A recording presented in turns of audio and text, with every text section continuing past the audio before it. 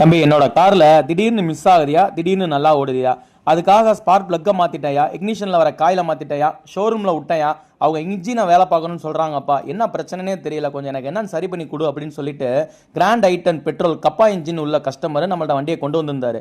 சரிங்க சார், நான் செக் பண்ணி பார்க்குறேன் அப்படின்னா அவருக்கு செக் பண்ணி பார்த்தோம்னா அவர் ஆயில் டியூ ரொம்ப தள்ளி மாற்றுவார் போல் இருக்கு. அப்படி மாற்றுறதுனால அவரோட ஆயில் கெட்டியாக இருந்திருக்கு. அப்படி கெட்டியாக இருக்கிறப்ப கேம் ஷாஃப்ட்டில் 2 சென்சார் வரும், அதாவது 2 சோல்நாய்டு வரும். அது விடிடி சோல்நாய்டுன்னு சொல்லுவாங்க. அந்த விடிடி சோல்நாய்டு எதுக்கு அப்படின்னா கேம் ஷாஃப்ட்டை ஆயில் ப்ரெஷர் மூலியமாக டைமிங் கொடுக்கும். அந்த டைமிங்கில் நம்ம கரெக்டான ப்ரெஷர் இல்லை அப்படின்னா டைமிங் மாறி மாறி வரும். ப்ரெஷர் இல்லாமல் இருக்கிறதுக்கு காரணம் அந்த விடிடி சோல்நாய்டு ஆயில் கெட்டியாக இருக்கிறது போய் அடைச்சி நின்றுக்கும். அப்போ என்ன செய்யணும்னா அவருக்கு மிஸ்ஸிங் கம்ப்ளைண்ட் கொடுக்கும். ஸ்கேன் பண்ணோம்னா first cylinder, second cylinder, third சிலிண்டர்னு காமிக்கும். அப்படி காமிக்கிறப்ப அவருக்கு மிஸ்ஸிங் கம்ப்ளைண்ட் இருக்கும். இப்போ அந்த சோல்நாய்டை நம்ம கலட்டிட்டு பெட்ரோல் வாஷ் பண்ணி கரெக்டாக க்ளீன் பண்ணி அதுக்குள்ளே இருக்க ஃபில்டருக்குள்ளெல்லாம் நல்லா க்ளீன் பண்ணிவிட்டு அவருக்கு மாட்டினோம் அவருக்கு கம்ப்ளைண்ட் அரெஸ்ட் ஆயிடுச்சு. இதுதான் கம்ப்ளைண்ட். விடிடி உள்ள இன்ஜினில் எல்லாத்துக்குமே இந்த சென்சார் வரும்.